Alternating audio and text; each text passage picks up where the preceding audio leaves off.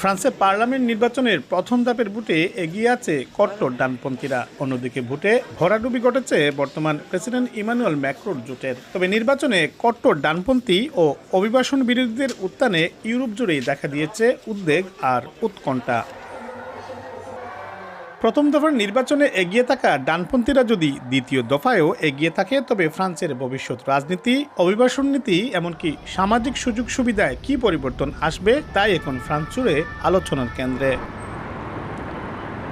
সাংবিধানিকভাবে স্বাধীনতা, সাম্য ও ভ্রাতৃত্বের ঐতিহ্য রয়েছে ফ্রান্সে। তবে উগ্র ডানপন্থীদের কাছে ক্ষমতা এলে তাতেও আঘাত আসতে পারে বলে মনে করেন প্রবাসী বাংলাদেশিরা। এমনকি তাদের নির্বাচনী ইশতেহারে দেয়া দ্বৈত নাগরিকত্ব নিয়েও নতুন সরকারের কঠোর হওয়ার বিষয়ে উদ্বিগ্ন অনেকে। ভারত, বাংলাদেশ, পাকিস্তান, শ্রীলঙ্কা, চায়না, ভিয়েতনাম সব দেশের মানুষ আমরা এখানে ডুয়েল ন্যাশনালিটি বিলং করছি। এখন যদি এখানে প্রথম আঘাতটা আসে, তাহলে আমাদের অনেকেই এই দেশে হয়তো বসবাস করার অবস্থা থাকবে না। নগদের কাছে সব গ্রাহকই প্রিয়, তাই তো সারা দেশে ক্যাশ আউট চার্জ সবচেয়ে কম।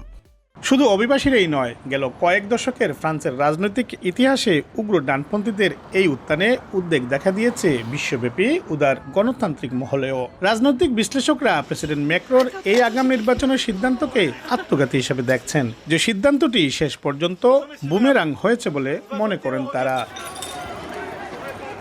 প্রথম দফার পার্লামেন্ট নির্বাচনে উগ্র ডানপন্থীদের এগিয়ে থাকার খবর প্রচারের পরপরই ফ্রান্সে বিভিন্ন জায়গায় ব্যাপক বিক্ষোভ হয়েছে। দ্বিতীয় দফার নির্বাচনে তাদের রুখতে শুরু হয়েছে নানা প্রচারণা।